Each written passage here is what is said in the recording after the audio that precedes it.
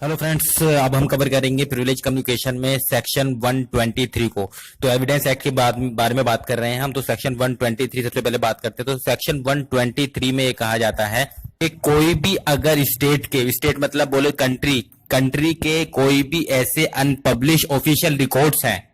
मतलब कि कोई भी ऐसे रिकॉर्ड ऑफिशियल रिकॉर्ड्स जिनको पब्लिश नहीं किया गया है जर्नली तौर पे पब्लिक के लिए, तो कोई भी ऐसे अनपब्लिश्ड ऑफिशियल रिकॉर्ड है तो उनको इसमें डिपार्टमेंट से वो रिलेटेड है, वो डिपार्टमेंट चाहे तो उन डॉक्यूमेंट्स को, उन रिकॉर्ड्स को कोर्ट के सामने एविडेंस के तौर पर पेश करने के लिए उनको कंपेल नहीं किया जा सकता। उनको मतलब उस डिपार्टमेंट को फोर्स नहीं किया जा सकता कि वो अनपब्लिश ऑफिशियल रिकॉर्ड्स को जो है आपका कोर्ट के सामने एविडेंस के तौर पर पेश करें। सिर्फ उस कंडीशन में उनको परमिट किया जाएगा, एक्सेप्ट इसमें ये दे रखा है, जब आपका उस डिपार्टमेंट का जो भी हेड ऑफिसर है, अगर वो अपनी इजाजत देता है, अपनी परमिशन देता है, तो अगर वो परमिशन दे रहा है उस केस में उन डॉक्यूमेंट्स को, उन रिकॉर्ड्स को आपका कोर्ट के सामने एविडेंस के तौर पर पेश किया जा सकता है। तो मतलब कि इसका कहने का मतलब ये हो गया कि जो हेड ऑफ डिपार्टमेंट है उसके कंसेंट के ऊपर ये डिसाइड करेगा, उसकी परमिशन के ऊपर डिपेंड करेगा कि वो आपका जो रिकॉर्ड्स हैं, अनपब्लिश रिकॉर्ड्स है, ऑफिशियल रिकॉर्ड्स है, उनको एविडेंस के तौर पर पेश किया जाए कोर्ट में या नहीं किया जाए। कि यहाँ पर जो बात की गई है वो बात की गई है अनपब्लिश ऑफिशियल रिकॉर्ड्स। क्योंकि देखिए बहुत सारे स्टेट के अंदर, कंट्री के अंदर बहुत सारे ऐसे रिकॉर्ड्स होते हैं जिनको आपका जर्नली तौर पे जो है आपका पब्लिक के सामने या जनरल पब्लिक के सामने उनको प्रेजेंट नहीं किया जाता, पब्लिश नहीं किया जाता, उनको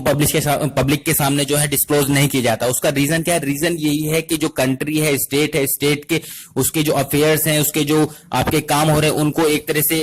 उनको बचाने के लिए, उनको प्रोटेक्ट करने के लिए, उनके अगेंस्ट आपके वो यूज ना कर ले कोई उन डॉक्यूमेंट को, या फिर जो पब्लिक इंटरेस्ट है उनके अगेंस्ट यूज ना कर लें। एक तरीके से जो स्टेट है, स्टेट को प्रोटेक्ट करने के लिए वो कुछ ऐसे डॉक्यूमेंट्स होते हैं, कुछ ऐसे दस्तावेज होते हैं, कुछ ऐसे रिकॉर्ड्स होते हैं जिनको आपका जो जनरल पब्लिक है उनके सामने पब्लिश नहीं किया जाता है। इस सेक्शन की जो एक एक्सेप्शन जो मैंने आपको बताई, एक्सेप्शन ये है कि जो हेड ऑफ डिपार्टमेंट है, उस डिपार्टमेंट का जो हेड है, अगर उसके पास जो है एब्सोल्यूट डिस्क्रिशनरी पावर है, कि मतलब कि वो चाहे तो परमिट कर सकता है कि वो डॉक्यूमेंट्स कोर्ट में जो है एज ए एविडेंस के तौर पे पेश हो सकें, या फिर वो मना भी कर सकता है, हाँ भी के मतलब परमिट भी कर सकता है। तो टोटल जो आपका किसके ऊपर डिपेंड करेगा? जो हेड ऑफ डिपार्टमेंट है उसके ऊपर। पर इस सेक्शन को अगर देखा जाए, सेक्शन 123 को जो हम पढ़ेंगे, किसके साथ पढ़ेंगे? सेक्शन 162 के साथ पढ़ेंगे। सेक्शन 123 तो सिर्फ कह रहा है कि जो हेड ऑफ डिपार्टमेंट है सिर्फ उसकी डिस्क्रिशनरी पावर होगी, एब्सोल्यूट पावर उसके पास होगी कि वो उस जो ऑफिशियल अनपब्लिश ऑफिशियल रिकॉर्ड्स है उसको परमिट करे या ना करे। पर हम अब बात कर रहे हैं सेक्शन 162 सॉरी। तो 123 को जो है हम किसके साथ पढ़ेंगे? सेक्शन 162 को जब हम पढ़ेंगे तो 162 से हमें ये चीज क्लियर होती है कि जो फाइनली जो पावर है एक तरह से किसके पास है? वो फाइनल डिसीजन होगा कोर्ट का ऊपर। मतलब कि जो कोर्ट का डिसीजन है वो हेड ऑफ डिपार्टमेंट का जो भी ऑफिशियल है उसके ऊपर जो है प्रिवेल करेगा, मतलब कि ओवर रूल करेगा, सॉरी। सेक्शन 162 में आपका ये चीज होगा कि जो फाइनल डिसीजन किसका है वो कोर्ट का होगा। कोर्ट जो है डिसाइड करेगा कि उन डॉक्यूमेंट को, जो अनपब्लिश ऑफिशियल रिकॉर्ड्स हैं, जो उन डॉक्यूमेंट्स हैं, तो उनको आपका कोर्ट के सामने एज एविडेंस के तौर पर पेश किया जाए या नहीं किया जाए। तो ये जो फाइनल डिसीजन होगा ये कोर्ट का डिसीजन होगा। तो इससे ये चीज क्लियर हो गई कि अगर हेड ऑफ डिपार्टमेंट आपका मना करता है उन डॉक्यूमेंट को, जो रिकॉर्ड्स है, जो अनपब्लिश ऑफिशियल रिकॉर्ड्स है, उनको आपका प्रेजेंट करने के लिए या परमिट नहीं करता है, तो उस केस में भी अगर कोर्ट चाहे, अगर कोर्ट परमिशन दे रही है, तो उस केस में जो कोर्ट है उसका जो डिसीजन है वो माना जाएगा। इससे सीधा सीधा पता चल रहा है कि कोर्ट जो है कंपेल कर सकता है उसके हेड ऑफ डिपार्टमेंट को वो डॉक्यूमेंट प्रेजेंट करने के लिए। पर कोर्ट क्या देखेगा? कोर्ट ये चीज देखेगा कि वो जो अनपब्लिश्ड ऑफिशियल रिकॉर्ड्स है कहीं वो ऐसा तो नहीं है कि वो पब्लिक पॉलिसी के अगेंस्ट तो नहीं है, पब्लिक इंटरेस्ट के अगेंस्ट तो नहीं है। तो ये सारी चीजें ध्यान में रखकर जो है कोर्ट अपना जो फाइनल डिसीजन ये चीज देगा। तो हेड ऑफ डिपार्टमेंट होगा वो क्या करेगा इसके अंदर? हेड ऑफ डिपार्टमेंट आपका एक तरह से एफिडेविट आपका फिल करेगा, उसमें ये मेंशन करेगा कि ये जो डॉक्यूमेंट्स हैं आपके, अगर वो नहीं चाहता, मतलब कि परमिट नहीं करना चाह रहा कि डिस्क्लोज नहीं हो पब्लिक के सामने, या फिर पब्लिक इंटरेस्ट में ये जो है अगेंस्ट होगा आपका डिस्क्लोज करना, तो वो चीज एफिडेविट में वो चीज मेंशन करके आपका कोर्ट को सबमिट करेगा। आप कोर्ट जो है उसको देखेगा। कोर्ट अगर सेटिस्फाई नहीं होता है उस चीज से, तो वो आपका अगर सपोज करो वो सेटिस्फाई हो जाता है कोर्ट, तो वो उसको मतलब कि इस ये चीज परमिट कर सकता है कि मतलब कि आप जो है इनको इन डॉक्यूमेंट्स को जो अनपब्लिश ऑफिशियल रिकॉर्ड्स है इनको आप सबमिट मत करिए या इनको एज एविडेंस के तौर पर पेश मत करिए। ये चीज परमिट कर सकता है किसको? हेड ऑफ डिपार्टमेंट को। पर अगर जो कोर्ट है वो आपका सेटिस्फाई नहीं होता है उस एफिडेविट से जो कि आपका हेड ऑफ डिपार्टमेंट के द्वारा दिया गया है, उस केस में जो है कोर्ट अगर सेटिस्फाई नहीं हो रहा है उस एफिडेविट से, तो कोर्ट जो है जो हेड ऑफ डिपार्टमेंट है उसको आपका मतलब कि कहेगा कि आप जो है प्रेजेंट होइए कोर्ट के सामने, मतलब कि पर्सनली वो आपका जो है वो उनका जो हेड ऑफ डिपार्टमेंट का जो भी ऑफिशियल होगा उसको प्रेजेंट होना पड़ेगा कोर्ट में, और जो कोर्ट जो भी क्वेश्चन पूछेगा उससे रिलेटेड उसको वो उसके जवाब देने पड़ेंगे। जो भी क्वेश्चन पूछेगा उसके अकॉर्डिंग जो क्वेश्चन जो उसको वो आंसर दिए जाएंगे हेड ऑफ डिपार्टमेंट के जो ऑफिशियल है उसके द्वारा, तो वो फिर कोर्ट जो सर्कमस्टेंस के हिसाब से वो डिसाइड करेगा कि जो वो डॉक्यूमेंट्स हैं जो अनपब्लिश ऑफिशियल रिकॉर्ड्स हैं उनको जो है ऐसे एविडेंस के तौर पर पेश किया जाए या नहीं। तो ये फाइनल डिसीजन किसका होगा? कोर्ट का होगा। कि सेक्शन 123 जो हमने पढ़ा था, तो सेक्शन 123 तो जो बात कर रहा था वो बात कर रहा था अनपब्लिश्ड ऑफिशियल रिकॉर्ड्स के बारे में। पर सेक्शन 124 की अगर बात करें तो सेक्शन 124 आपका बात करता है पब्लिक ऑफिसर्स से रिलेटेड, मतलब कि जो पब्लिक ऑफिसर्स हैं उनसे रिलेटेड, मतलब पीएम है, आईबी है, सीआईबी है, आपका सीबीआई है, मतलब कि जितने भी आपके पब्लिश ऑफिसर हैं उनसे रिलेटेड डील करता है सेक्शन 124। तो अब पढ़ते हैं हम कि सेक्शन 124 में क्या है। सेक्शन 124 में यह है कि जो पब्लिक ऑफिसर्स हैं उनको कंपेल नहीं किया जा सकता, मतलब कि उनको फोर्स नहीं किया जा सकता ऑफिशियल मतलब कि उनके कम्युनिकेशन से रिलेटेड, मतलब कि अगर आपका वो ऑफिस के टाइम पर कोई भी कम्युनिकेशन उनके बीच में चल रहा है, कोई भी आपका वो बात कर रहे हैं कोई भी कम्युनिकेशन, तो उसको डिस्क्लोज करने के लिए कि क्या बात हुई क्या नहीं हुई, उसको डिस्क्लोज करने के लिए उनको कंपेल नहीं किया जा सकता, फोर्स नहीं किया जा सकता किसी भी पब्लिक ऑफिसर्स को। कब कंपेल नहीं किया जा सकता? अगर जो कम्युनिकेशन उनके बीच में हुई है अगर वो पब्लिक इंटरेस्ट के अगेंस्ट है, या फिर जो पब्लिक इंटरेस्ट है जो लोग बाग हैं उनको किसी तरह का सफर करना पड़ेगा उसके डिस्क्लोज करने की वजह से, तो उस चीज के लिए उस कम्युनिकेशन को डिस्क्लोज करने के लिए पब्लिक ऑफिसर्स को आपका फोर्स नहीं किया जा सकता। हालांकि अगर बॉम्बे हाई कोर्ट की अगर बात करें तो बॉम्बे हाई कोर्ट ने जो आपका ये आपका सेक्शन 124 है इसका जो प्रिविलेज है इसके स्कोप को जो है एक्सप्लेन किया है, तो बॉम्बे हाई कोर्ट ने ये चीज कहा है, तो उसमें ये कहा गया कि जो पब्लिक ऑफिसर हैं तो पब्लिक ऑफिसर के मतलब कि उसके ऑफिशियल के टाइम पर, मतलब जब वो आपका पब्लिक ऑफिसर जो है ऑफिस से रिलेटेड उसके ऑफिस से रिलेटेड अगर कोई भी ऐसा कम्युनिकेशन है जिसको डिस्क्लोज करने से अगर किसी भी तरह का पब्लिक इंटरेस्ट जो है सफर करता है या पब्लिक इंटरेस्ट के अगेंस्ट है खतरा हो सकता है, तो उस केस में जो आपका पब्लिक ऑफिसर है उसको क्या देना पड़ेगा? उसको एक तरह से कोर्ट को सेटिस्फाई करना पड़ेगा कि सच में ऐसा होगा।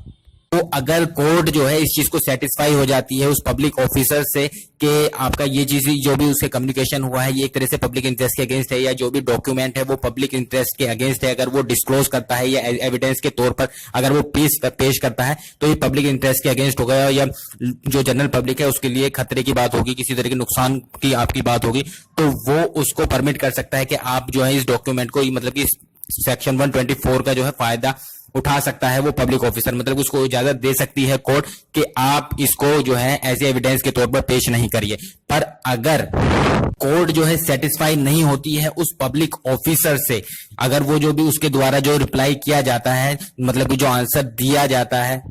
उस कम्युनिकेशन से रिलेटेड या फिर जो डॉक्यूमेंट्स हैं उनसे रिलेटेड आपका जो अगर उसको सेटिस्फाई नहीं होती और वो आपका सफिशिएंट रीजन नहीं देता है उसको मतलब कि जो भी कम्युनिकेशन उसको डिस्क्लोज करने से रिलेटेड या फिर जो डॉक्यूमेंट है उनको प्रोड्यूस करने से रिलेटेड आपका सफिशिएंट रीजन नहीं दे पाता है, तो उस केस में कोर्ट चाहे तो आपका जो है क्या कर सकती है उसको परमिट कर सकती है पब्लिक ऑफिसर को कि वो उस कम्युनिकेशन को या फिर जो डॉक्यूमेंट्स है उसको प्रोड्यूस करे या उसको पेश करे एज ए एविडेंस के तौर पर कोर्ट में।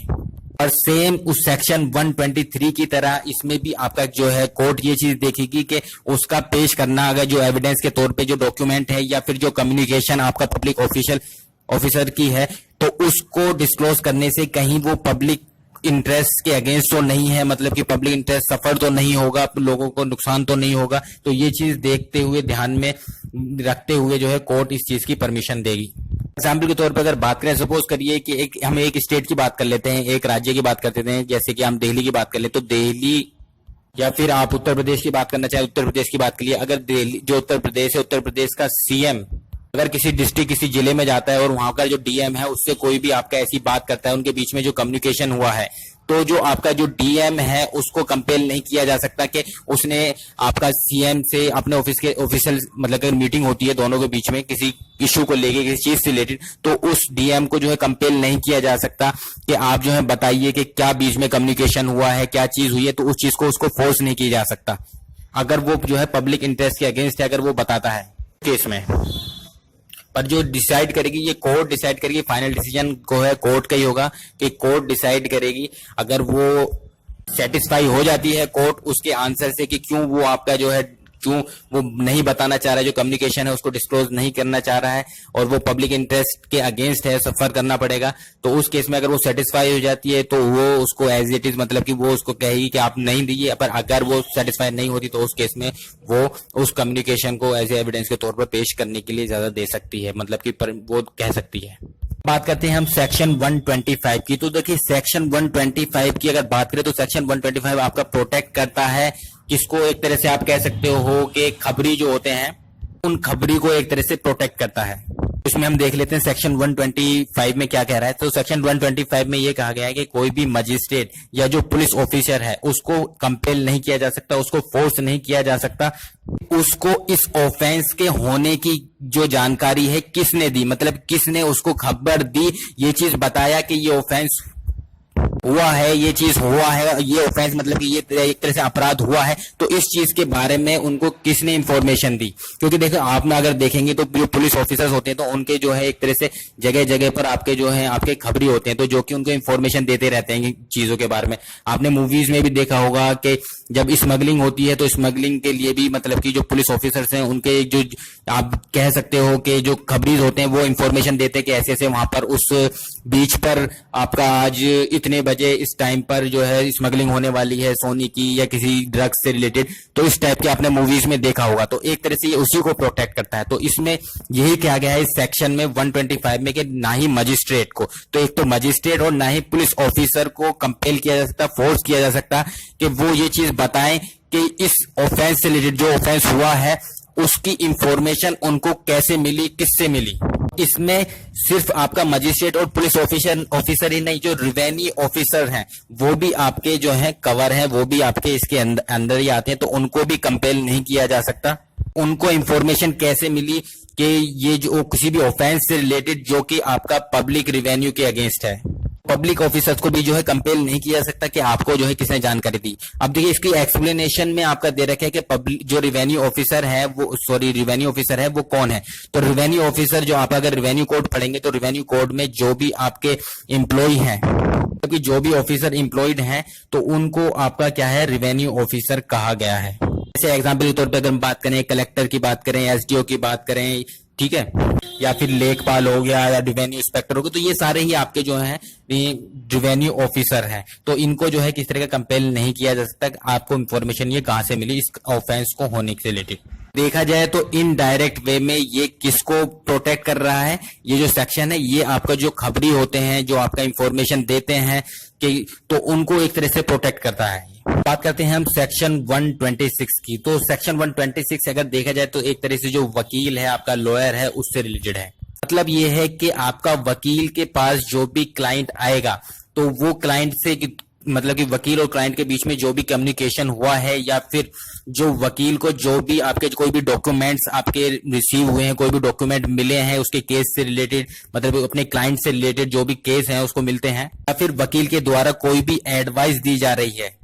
अपने क्लाइंट को। तो इसमें तीन चीज मैंने आपको बताया। एक चीज तो ये कि जो भी कम्युनिकेशन हुआ है वकील के बीच में और उसके क्लाइंट के बीच में, और दूसरी मैंने आपको बताई कि कोई भी जो डॉक्यूमेंट्स हैं जो वकील के और क्लाइंट के बीच में, मतलब कि यहाँ जो डॉक्यूमेंट उस केस से रिलेटेड जो मिले हैं वकील को, वकील ने ये प्राप्त किए हैं,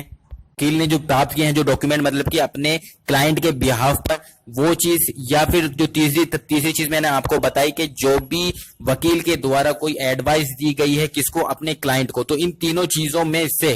कोई भी चीज के लिए जो है जो वकील है उसको फोर्स नहीं किया जा सकता, कंपेल नहीं किया जा सकता कि वो उस चीज को डिस्क्लोज करे, उस चीज को बताए। सेक्शन में अगर देखा जाए, इस सेक्शन में सिर्फ आपका वकील ही नहीं, इसको स्कोप जो है और भी बढ़ा है। इसमें आपका बैरिस्टर हुआ, अटॉर्नी हुए, आपका प्लीडर हुए, तो ये भी चीज इंक्लूड की जाती है। तो बैरिस्टर, अटॉर्नी, प्लीडर, वकील, तो ये इनके बीच में कोई भी, अगर इनके क्लाइंट के बीच में कोई भी कम्युनिकेशन हुआ है, कोई भी डॉक्यूमेंट्स है उससे रिलेटेड, या फिर कोई भी एडवाइस दी गई है, तो इनको फोर्स नहीं किया जा सकता कि वो उस चीज को डिस्क्लोज करें।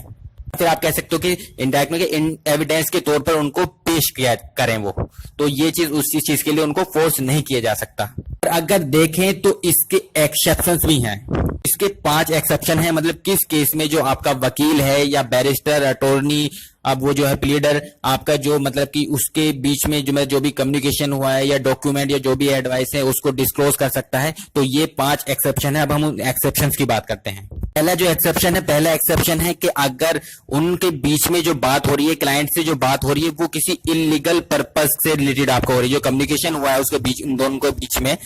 मतलब कि वकील के बीच में और आप, और मतलब कि और भी मैंने आपको बताया वो सारी इंक्लूड, तो उनके बीच में बैरिस्टर, अटॉर्नी, मतलब कि इनमें से किसी का अपने क्लाइंट से अगर कोई भी कम्युनिकेशन हुआ है वो इलीगल पर्पस की वजह से हुआ है। मतलब कि एग्जाम्पल के तौर पर अगर बात करें, पर्सन जाता है वकील के पास, कहता है कि वकील साहब मुझे इस आदमी को जो है किस तरह मर्डर करना है या इसको मारना है, और मुझे कुछ इस तरीके से आप जो है हेल्प करिए, एडवाइस दीजिए, ताकि मैं जो है मतलब कि फंसू भी नहीं और मैं बच जाऊं। तो इस तरह से मतलब इलीगल पर्पस से। या फिर आप दूसरा एग्जाम्पल अगर हम बात करें,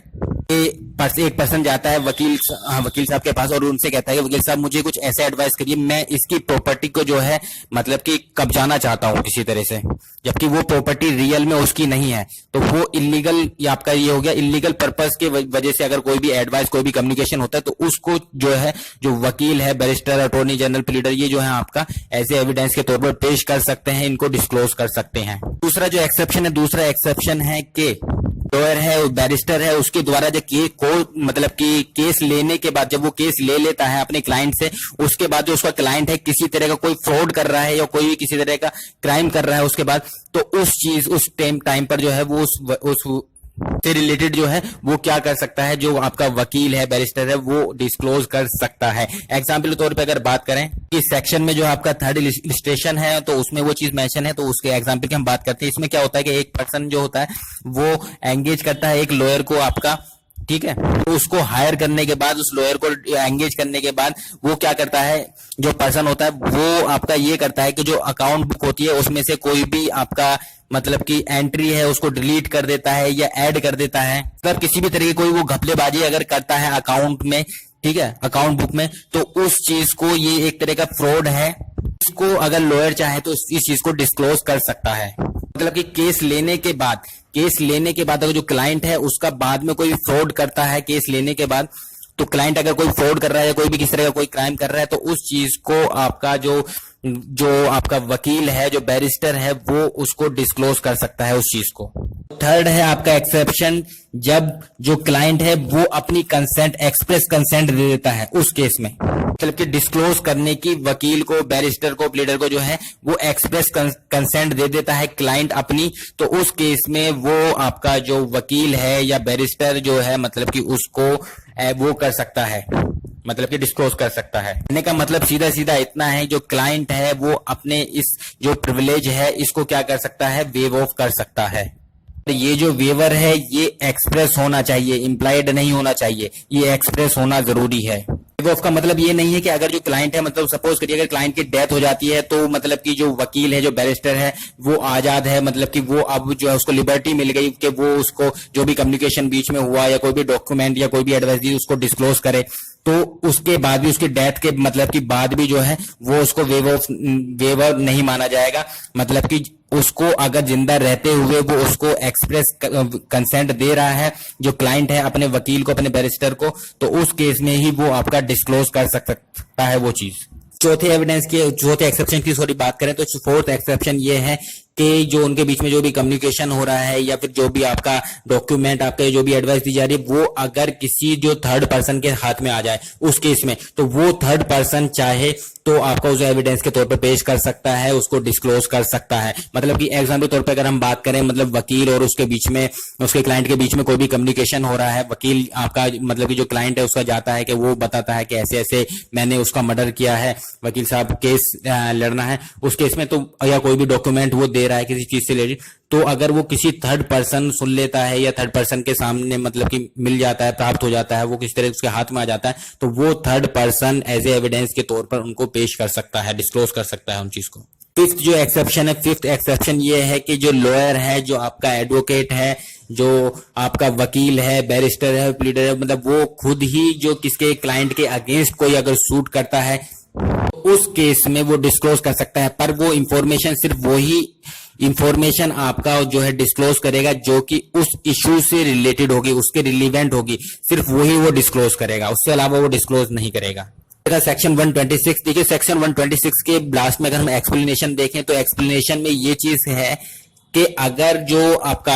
सेक्शन तब भी आपका अप्लाई होगा तब आपका जो एम्प्लॉयमेंट है वो उसकी सीज हो जाएगी, मतलब खत्म हो जाएगी। मतलब कि जब वो वकील, बैरिस्टर या फिर अटॉर्नी मतलब प्लीडर जो भी है अपने ऑफिशियल मतलब कि जो उसका क्लाइंट से जो डील कर रहा था जिस केस से रिलेटेड, अगर वो आपका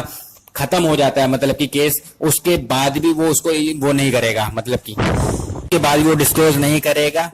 और उसके बाद भी मतलब कि ये सेक्शन 126 जो है उस पर अप्लाई होगा। केस खत्म हो जाए, चाहे वो आपका केस लेने से मतलब कि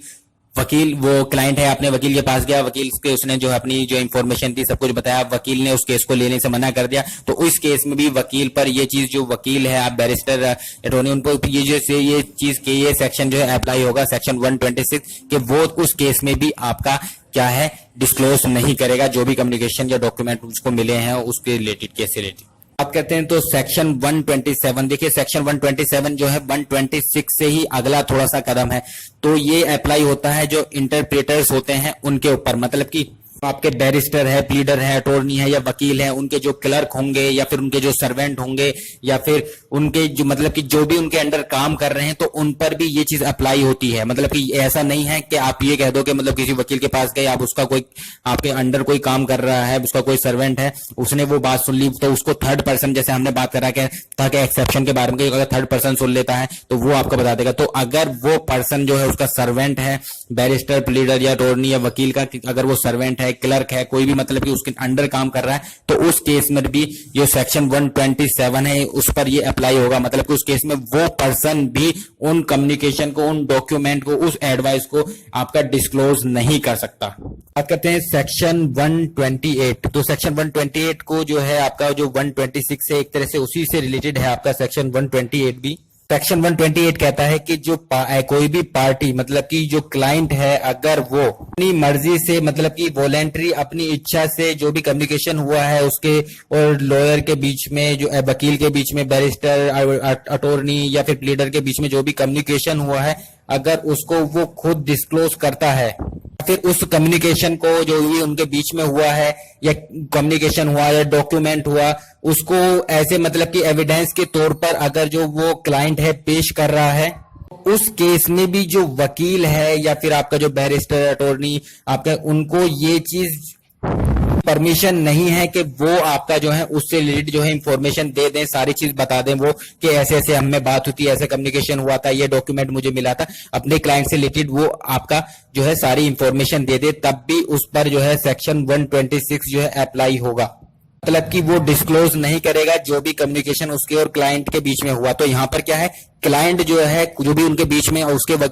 वकील के बीच में जो भी कम्युनिकेशन हुआ उसको एज ए एविडेंस के तौर पर जो है पेश कर रहा है कोर्ट में, ठीक है। पर उस केस में भी हम क्या कह रहे हैं, हम ये कह रहे हैं कि जो वकील है वो उस केस में भी अगर क्लाइंट उसका दे रहा है, क्लाइंट सारी बात बता रहा है कि कम्युनिकेशन जो उनके बीच में हुआ है, उस केस में भी वकील नहीं बताएगा कि उसके बीच में क्या कम्युनिकेशन हुआ है, उसको डिस्क्लोज नहीं करेगा। उसके बताने से, क्लाइंट के बताने से जो वकील है उसका जो प्रिविलेज है वो आपका वेव ऑफ नहीं होगा। फिर अगर जो लॉयर है, जो वकील है, उसको एज ए विटनेस के तौर पर पेश किया जा रहा है, के क्लाइंट के द्वारा ही अगर जो है उसके लॉयर को एज ए विटनेस के तौर पर पेश किया जा रहा है, तो उस केस में भी इसका मतलब ये नहीं है कि वो उसका जो लॉयर है, वकील है, वो उस जो भी उनके बीच में कम्युनिकेशन है उसको डिस्क्लोज करे। फिर जो उसके क्लाइंट है उसने कंसेंट दे दिए, ये नहीं कंसीडर किया जाएगा। मतलब कि अगर जो क्लाइंट है अपने वकील को एज ए विटनेस के तौर पर कोर्ट में पेश कर रहा है, तो उस केस में भी ये नहीं समझा जाएगा, नहीं समझा जाएगा कि जो क्लाइंट है उसने अपनी कंसेंट दे दी है लॉयर को कि वो उसके बीच में जो भी कम्युनिकेशन हुआ है वो सारी बता दे। उस केस में भी जो वकील है उस पर ये सेक्शन 126 अप्लाई होगा। उस केस में भी वो उनके बीच में जो कम्युनिकेशन हुआ है वो उसको डिस्क्लोज नहीं करेगा। अगर कोई भी डायरेक्ट क्वेश्चन पूछा जा रहा है उस लॉयर से जो कि एज ए विटनेस के तौर पर पेश हुआ है, किस चीज से रिलेटेड, उनके कम्युनिकेशन से रिलेटेड, उस केस में जो है मतलब कि वो आपका उसको लिबर्टी है वो बता सकता है अगर वो डायरेक्ट क्वेश्चन पूछा जा रहा है उससे। मतलब कि उसके एग्जाम्पल के तौर पर अगर बात करें, जो क्लाइंट है, क्लाइंट ने अपने जो लॉयर है उसको एज ए विटनेस के तौर पर जो है कोर्ट में पेश किया है, और अगर वो उससे पूछता है मतलब कि अपने लॉयर से ही ये चीज, इस टाइप का क्वेश्चन पूछा जाता है कि हमारे बीच में क्या कम्युनिकेशन हुई है वो आप डिस्क्लोज करिए, तो उस केस में आपका जो है वो जो लॉयर है उसको फ्रीडम है, उसको आजादी है, लिबर्टी है, वो उस कम्युनिकेशन को बता सकता है कोर्ट में, एज एविडेंस के तौर पर कोर्ट में पेश कर सकता है। देखिए सेक्शन 129 की आप बात करते हैं तो सेक्शन 129 भी अगर देखा जाए तो एक तरह से जो किससे कनेक्टेड है आपका सेक्शन 126 से, पर ये थोड़ा सा आपका जो है अपोजिट है। किस तरह से, देखिए हमने सेक्शन 126 में क्या पढ़ा था, सेक्शन 126 में हमने पढ़ा था कि जो आपका जो बैरिस्टर है, लॉयर है, आपका जो अटॉर्नी है या प्लीडर है,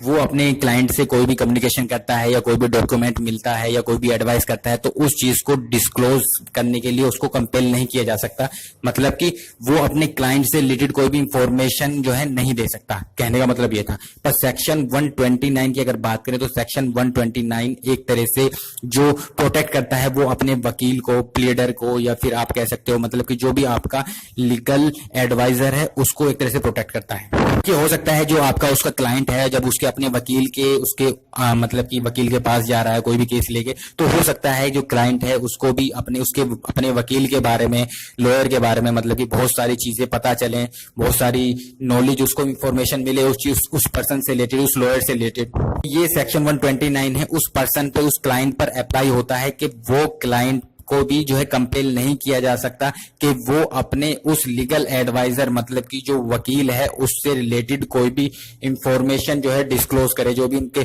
कम्युनिकेशन है, जो भी उसको इंफॉर्मेशन मिली है उससे रिलेटेड वो डिस्क्लोज करे।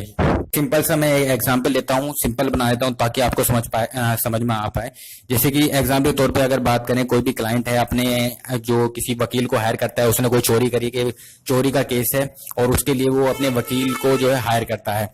तो वकील जो है उनके बीच में कम्युनिकेशन होती है जो भी है, तो वकील भी बताता है कि एक बार ऐसे ऐसे मैंने भी चोरी करी थी पर आज मैं जो है वो पकड़ी नहीं गई थी, मतलब कि तो ये एक तरह से कम्युनिकेशन उनके बीच में जो हुआ था वो उससे रिलेटेड हुआ था। तो अब यहाँ पर उस पर्सन को भी, जो पर्सन है, जो क्लाइंट है, उसको कंपेल नहीं किया जा सकता कि वो वकील के रिलेटेड जो है जो भी कम्युनिकेशन हुई है उसको डिस्क्लोज करे उस चीज के लिए। तो ये एक मैंने नॉर्मल सा सिंपल सा एग्जाम्पल लिया है, जस्ट एन एग्जाम्पल है ये आपको समझाने के लिए। तो यहाँ पर ये एक तरह से अपोजिट है। 126 में जो है आप जो है मतलब कि जो लॉयर वकील है आपका, वो अपने क्लाइंट से रिलेटेड जो कम्युनिकेशन नहीं बता सकता, और यहाँ पर वो क्लाइंट जो है अपने वकील से रिलेटेड 129 में इंफॉर्मेशन नहीं दे सकता, डिस्क्लोज नहीं कर सकता। ये तो हमारा सेक्शन 123 से लेके 129 तक।